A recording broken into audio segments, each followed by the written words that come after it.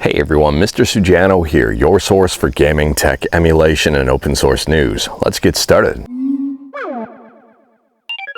Alright, to kick things off, yes, I'm still camping. It's an absolutely gorgeous morning today. There's no humidity out here. It's nice and cool and great time for a nice morning walk. So why don't you come along with me while we talk about the news. So first up today, we're talking about something that hasn't released just yet, but is being teased and may actually be released by the time you see this video. And that's the Legend of Zelda Link's Awakening multiplayer mod for the Switch version. Now, I'll drop a link to the trailer in the description below and feel free to check it out. At this point in time, I have not seen it yet, so I'm not quite sure as to what exactly it entails. But I'm assuming it's going to be very popular for those who like to mod stuff. Next up, we're talking about PlayStation 4 emulation with PS4U. Now, this is a brand new PS4 emulator that's just popped up over on GitHub. And it's meant for Linux, and they've got a video showcasing Bloodborne up and running. Now, I am very skeptical about this emulator at this point in time, and that's just because the source code is not available. So let me know your thoughts. One second here, there's a little rabbit.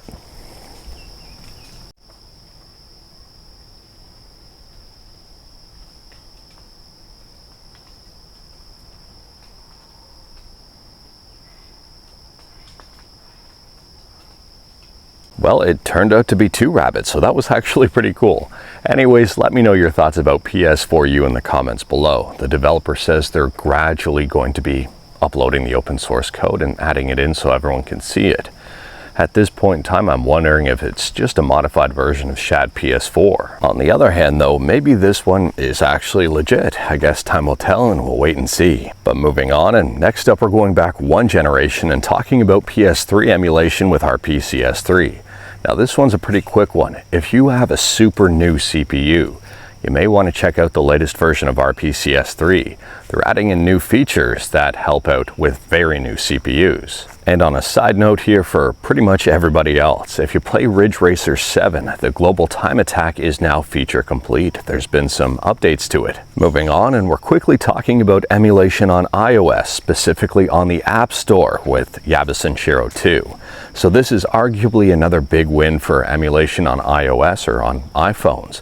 And that's that Yabasanshiro 2 is now available widely on the App Store. Now, I will point out that Yabasanshiro 2 is not free, but at the same time here, at least it's Sega Saturn emulation on iOS, and at least things are moving forward. Moving on, and we're talking about Pretendo, which is a free and open source replacement for Nintendo Wii U and 3DS servers. And Pretendo has just published their July update. Now, I will drop a link to the progress report in the description below, and I do recommend checking it out. As for the big things here, there were a whole bunch of performance improvements and bug fixes, and a bird that's really not happy with me for walking near it. On top of that, Minecraft is now available, and Super Smash Bros. For the 3DS is now available for beta testers. I think Pretendo is a pretty neat initiative, and it's nice to see that they are improving and adding even more games now, games that some people may like to play online. And speaking about online, next up we're talking about Crash Twinsanity. And a brand new prototype for this game has surfaced online. It's a very close to final version of the game. Date on this prototype is August of 2004, and it's being called a review build. Now, there are some bugs in it. There are some differences between this and the production version of the game. And if you are curious about it and wanted to learn more about it, I'll drop a link to the Hidden Palace in the description below and feel free to check it out. They are saying there's a bug in here that prevents people from completing the entire game, but there are ways around it. Moving on, and next up we're quickly talking about Linux. Now, if you're a fan of Manjaro has just released an immutable build. This thing is currently being tested. It may not be perfect, it may have some bugs, but at the same time I find it very interesting. For those who may not be aware, Immutable stands for Subscribe to Mr. Sujano.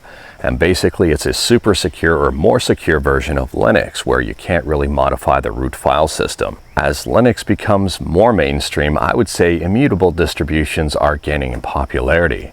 I mean, you may or may not know this, but the Steam Deck has an immutable OS on it. Next up, this one's a quick one but a fun one. We're talking about Castlevania 2 Simon's Quest. And someone is remaking this game in Unreal Engine 5, and they actually have a demo of it available right now. If you are curious about this one, I'll drop a link to the YouTube video in the description below, and feel free to check it out. They're calling this one Castlevania Symphony of Horrors. But moving on, and next up we're talking about MAME, and MAME has just released version 0.268.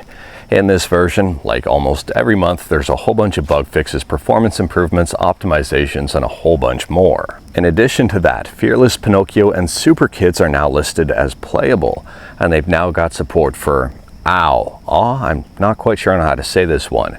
It's a four-way shooter that was from back in 1983. Now, to be honest with you, I have not played this game before, so I'm probably going to have to check it out and see what it's all about.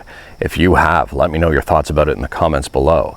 And if you wanted to check out the entire MAME progress report, I'll drop a link to it in the description below, and I do recommend checking that out. Next up, we're talking about a big win for game preservation, or at least a potential big win for game preservation. And if you remember, a while back we talked about the Stop Killing Games initiative that was started by Ross over at Accursed Farms. Anyways, this has gained a ton of traction, specifically in the EU, and it appears it's heading to be voted on in some way, shape, or form. If you are curious about this one and wanted to learn more about it, I'll drop a link to it in the description below, and I do recommend reading up on it. This is super interesting because one of the main objectives here is to have publishers stop leaving games in an unplayable state after they're done with them. I would say the initiative's goal is very simple and straightforward. When a publisher is done with the game, make sure it's continued to be playable after they're done with it.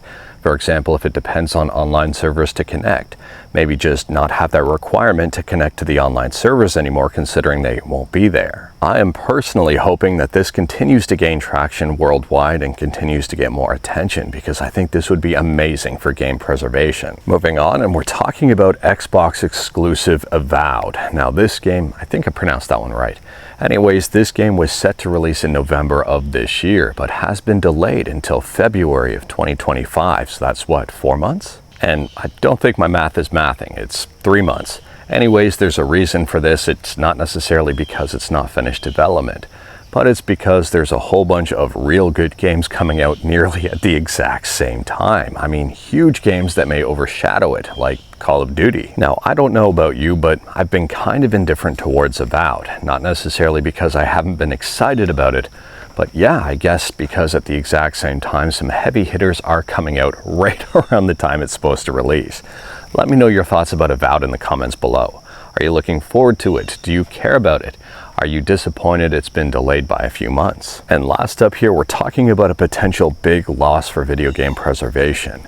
Apparently, a prototype copy of an English version of a Dragon Quest spin-off, Tornko's Great Adventure, has been lost to a private collector. So it's said the private collector purchased this for $50,000, so I don't necessarily think they'd be willing to dump it for everyone to have it in the near future. I mean, I could be wrong though. There are some very nice private collectors out there, but at the same time here, I don't necessarily think a private collector would want to lose that investment. They'd probably want to keep it, keep demand up for it, and then sell it at some point in time, provided the value of it rises and they can make some money off of it, and then dump it. In my opinion, the big risk here is one of the big risks in video game collecting in general, and that's either disc rot or bit rot or whatever you want to call it, possible corruption of the actual game.